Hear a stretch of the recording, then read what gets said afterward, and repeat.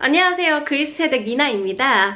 오늘은 영상을 이렇게 찍은 김에 산토리니 집에 대해 궁금하시는 분들이 굉장히 많으시더라고요. 제 영상에 어떤 댓글 중에 이런 댓글이 있었어요. 그리스 따위 누가 궁금해하기나 한다고 뭐 이러면서 그냥 뭐 투자 같은 거 하게 그냥 그리스 뭐 집값 정도 그런 정보나 알려주면 더 뭔가 많은 뭐 영상에 뭐 뷰 수가 더 많을 것 같다 뭐 이런 걱정하는 듯한 그런 댓글이 하나가 있었어요. 근데 사실 뭐 제가 뭐 부동산에 대해 잘 알지도 못하고 그리스 부동산에 대해서 그리고 뭐 우리나라도 그렇지만 어떤 지역별로 뭐 집값이라는 게 다 다르잖아요. 그래서 뭐 제가 그런 집값이 어떤지 잘 알지도 못하고 하기 때문에 그냥 뭐 그거는 부동산에 대해서 잘 아시는 분이 영상을 만드셔야 될 것 같다. 저는 부동산 전문가도 아니고 저는 집값이 어떤지 시세가 어떤지도 잘 모르고 제가 그게 관심 있는 분야도 아니기 때문에 제가 잘 만들 수 있는 영상이 아니기 때문에 그거에 대한 영상은 제가 만들 수는 없을 것 같다.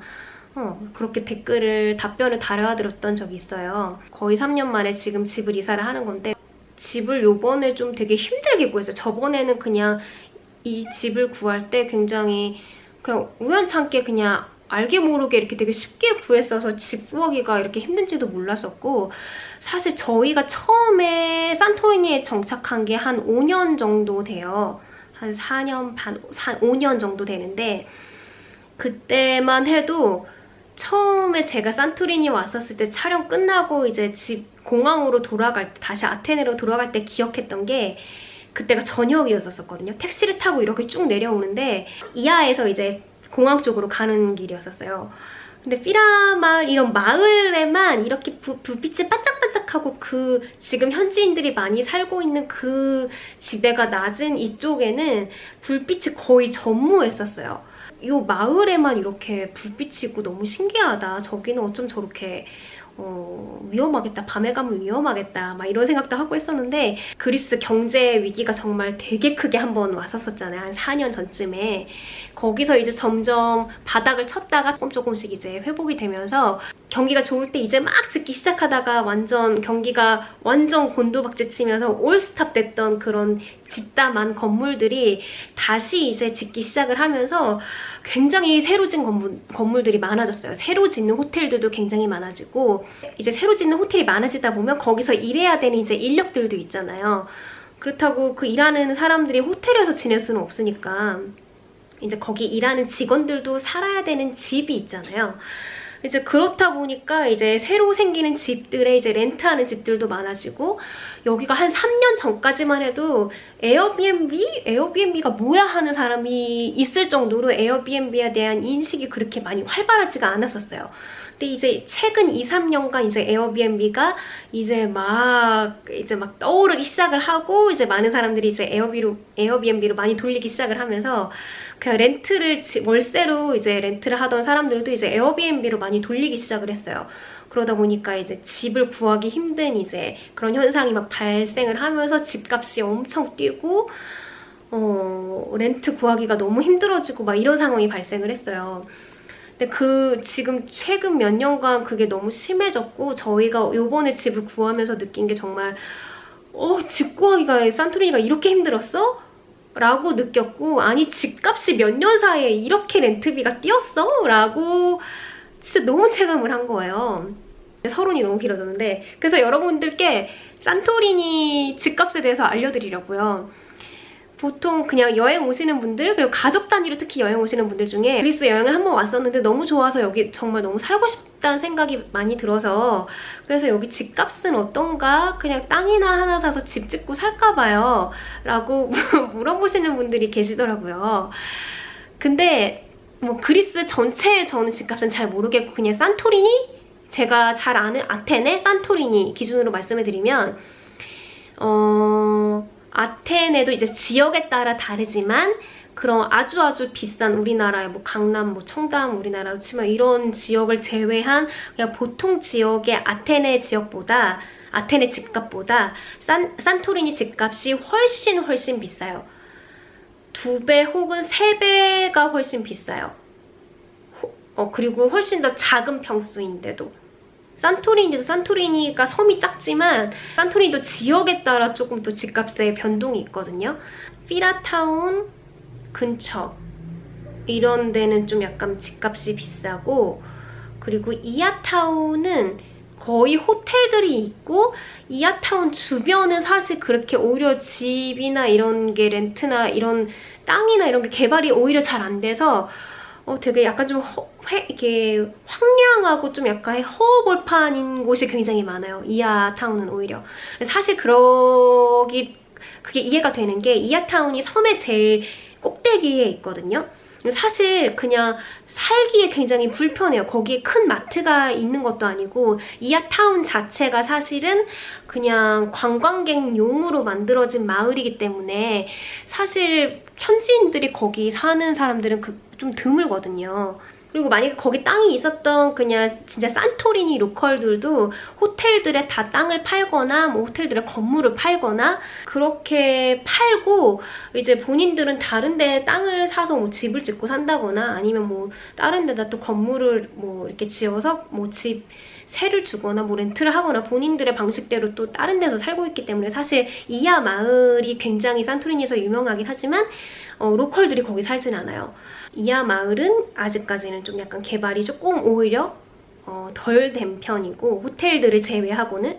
그래서 저희가 조금 선호하는 지역은 섬 남쪽인데, 피라 마을은 너무 주차할 공간도 너무 어렵고 촬영 가기에는 굉장히 위치상으로는 편하지만 집 크기나 집의 어떤 시설에 비해서 렌트 가격이 너무 높기 때문에 뭐 차 운전해서 뭐 길어야 15분 차이면은 그냥 조금 남쪽에서 더 평수 더 크고, 그리고 바닷가 가기도 훨씬 쉽고, 좀 그런 데서 사는 게 생활이 더 편리하기도 하고, 그리고 뭐 어떤 뭐 각종 마트, 큰 마트라던가 아니면 뭐 바닷가 비치라던가 생활 편의시설이 모든 게 다 섬 남쪽에 더 편리하게 되어 있어요. 거기 아무래도 로컬들이 많이 살다 보니까.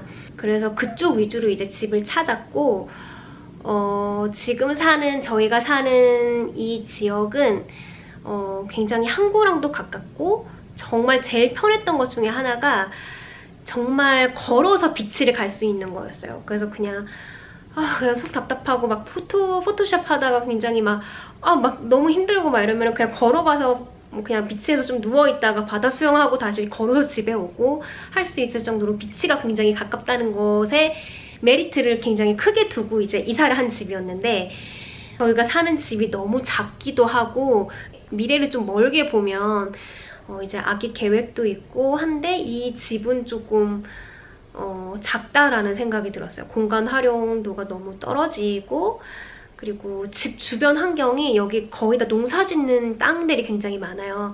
그래서 그냥 흙이 굉장히 많다 보니까 그 창문 같은 거 열어놓으면 그냥 흙먼지가 집으로 그대로 들어오는 경우가 너무 많은 거예요.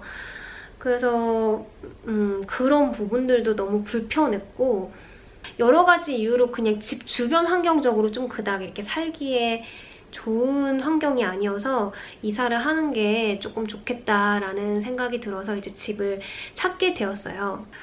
그래서 집을 사이트에서 보여드릴게요. 궁금하실 테니까. 정말 산토리니가 호텔 오시는 분들도 하시는 말씀이 왜 이렇게 여기 호텔들이 작아요? 하는 말씀들을 굉장히 많이 하세요. 근데 산토리니의 기본적인 이제 집 구조, 전통적인 이제 가옥 형태가 동굴 형태예요. 저는 사실 산토리니의 전통 양식의 집을 별로 선호하지 않아요. 너무 답답해요. 집 안에 들어오면 창문도 막 그렇게 이렇게 크게 잘 안 되어 있고, 요즘은 좀 약간 창문도 바꾸고 좀 약간 달라졌지만, 옛날에 이제 지은 그 전통 양식을 따라서 지은 산토리니 집을 예전에 산 적이 있었는데 너무 집이 답답하고, 그리고 집 안은 온통 흰색 벽으로, 지금 저희 집처럼 이렇게 흰색 벽으로 되어 있고, 안은 너무너무 촌스러운 그 체리색, 그 나무색 있죠? 그 색으로 다 온통 뭐 키친이며 뭐 어떤 가구며 다 이런 걸로 해놔서 너무너무 제 스타일이 아닌 거예요. 근데 뭐 그 가구, 제 집도 아니고 또 여기는 렌트를 보통 이제 1년 단위로 그런 호텔들이나 레스토랑에서 일하는 시즌제로 일하는 그런 분들을 위해서 이제 그냥 1년제로 렌트를 하고 하기 때문에 사실 저희가 또 그 집을 언제까지 산다는 보장이 없고 1년 계약이 지나면 뭐 연장을 한다는 보장이나 뭐 이런 게 없기 때문에 또 연장을 했을 때 뭐 가격이 그대로라는 보장이 없고 또 가격을 올려달라고 하면 그 집에 있을 필요가 없고 다른 집을 구하면 되고 하는 그런 상황이기 때문에 사실 뭐 집을 막 이렇게 리노베이션을 해서 막 이렇게 뭐 가구를 바꾸고 뭐 할 그럴 만한 가치가 사실 없었어요. 그래서 그냥 있는 대로 그냥 살고 계속 그랬었거든요. 지금 집까지도. 다행히 이번 지금 저희가 이사 가는 집은 좀 그래서 좀 약간 모던한 인테리어를 잘 되어 있는 집으로 그래서 골랐어요. 그래서 아무튼 집을 이제 보여드리자면 이래요. 굉장히 집이 작아요. 이거 보이실지 모르겠어요. 그냥 이렇게 집이 이렇게 되어 있어요. 굉장히 촌스럽죠, 집이. 이래요, 집이. 그냥 이런 집들인데 화장실도 이렇게 조그맣고 너무 촌스럽고 아이고. 근데 이런 집이 지금 이 집 같은 경우에는 집 여기 현관 보세요. 집 현관. 현관이 이래요. 이게 뭐예요, 진짜. 어떻게 살라는 거야 싶잖아요, 진짜. 이런 집인데 지금 이 집 같은 경우는 특이하게 이제 1년치를 다 받는 그런 집이네요. 이걸 1년은 안 오르면 한 달에 500유로 정도 하는 집인데 우리나라 돈으로 치면 한 70만 원 가량, 한 68만 원에서 70만 원 가량 하는 이제 집인데 집 컨디션이 이래요. 그리스의 월세 시스템은 2달치를 이제 보증금으로 내고 그다음에 월세를 이제 계속 꼬박꼬박 협의한 이제 그 월세 금액을 내고 이제 다시 그 집을 나갈 때 그 2달치 보증금 냈던 거를 다시 돌려받는 그런 시스템이거든요. 나는 월세에 큰 돈을 쓰고 싶지 않다 하면 싼 집은 450유로 정도부터 비싸게는 진짜 뭐 몇천 유로 하는 집까지 있어요. 450유로 하는 집 보여드릴게요. 22제곱미터의 집이에요. 그러면 몇 평인지는 잘 모르겠는데 이건 네이버로 제가 칼큘레이팅을 해서 보여드릴게요. 450유로짜리 집입니다. 보이시나요? 450유로. 집이 이렇게 체리색, 제가 너무너무 싫어하는 이래요. 집 들어가는 엔트랜스 이래요. 그냥 무슨 꼭 너무너무 촌스러운 그냥 무슨 변두리에 있는 무슨 그런 집 같지 않아요? 그냥 너무 이런 집이 이제 정말 싼 집. 지금 저희가 처음 산토리니에 이제 있을 때만 해도 한 450유로, 500유로 정도면 굉장히 좋은 집에 살 수 있었어요. 그리고 아테네는 500유로 정도면 웬만한 괜찮은 집에 살 수 있어요. 500유로 정도면. 보통 한 700유로 정도, 600유로, 700유로 정도 잡으면 그냥 괜찮은 지역에 조그만 아파트지만 시설 뭐 그냥 나쁘지 않은 그냥 그런 집에 살 수 있어요. 근데 여기는 600유로, 700유로를 줘도 정말 800유로짜리 산토리니 집이 어떤지 보여드릴게요. 이거는 90제곱미터, 조금 약간 큰 평수의 집이에요. 들어가는 입구는 이래요. 들어가는 입구입니다. 들어가는 입구가 이렇고요. 집 내부는 보여주지도 않았네? 이게 다 그냥 궁금하면 와 하는 스타일, 그리스 스타일. 1700유로, 월세 1700유로짜리 집 어떤지 보여드릴게요. 이게 바로 월세 1700유로짜리 집입니다. 1700유로면 우리나라 돈으로 한 200만 원 정도 되는 집이에요. 월세 200만 원짜리 집이 이래요, 여러분. 다행히 이게 뭐 복층이라서 조금 약간 비싼 거 같은데 200만 원짜리 집치고는 좀 조금 그렇지 않아요? 그러니까 여기가 정말 집값이, 렌트값이 우리나라와 비교를 하자면 굉장히 비싸고, 그리고 또 이 집 괜찮다 해서 막 이렇게 보면은 여기 이제 일하시는 선생님들 계시잖아요. 그냥 학교 선생님들이 산토리니 출신이 아닌 이제 다른 육지에서 온 선생님들이 굉장히 많으세요. 거의 다 아마 육지에서 오신 선생님들이실 거예요. 그분들도 이제 여기는 여름에 방학이 되게 길게 한 3개월 정도 이렇게 있거든요. 그 여름철에는 이제 본인들 여행도 하시고 아니면 뭐 본인 고향으로 육지로 돌아가셔서 뭐 가족들도 만나고 하시면서 생활을 하셔야 되니까 여기 선생님들 월급이 정말 그렇게 세지 않다고 들었어요.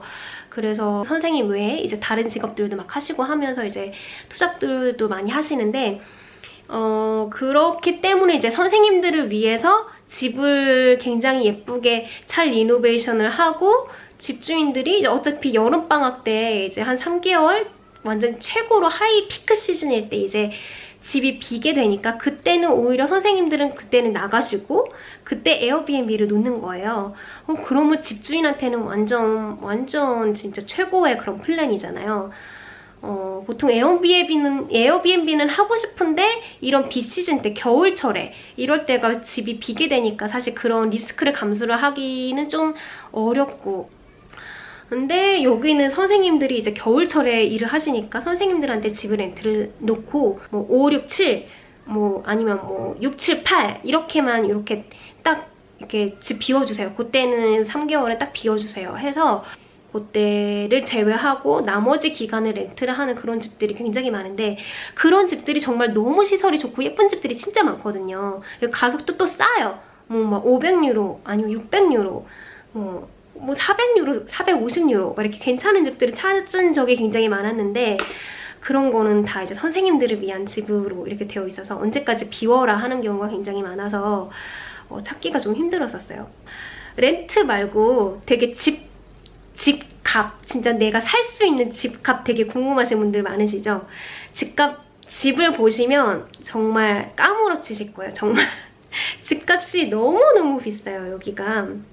그리스의 되게 특이한 괜찮은 집 보여드릴게요. 이거는 살만하다. 이 집인데 이게 그리스에서 굉장히 유명한 밀로라는 건데 이게 사실은 이 형식이 옛날에 제빵하던 그런 건물이래요.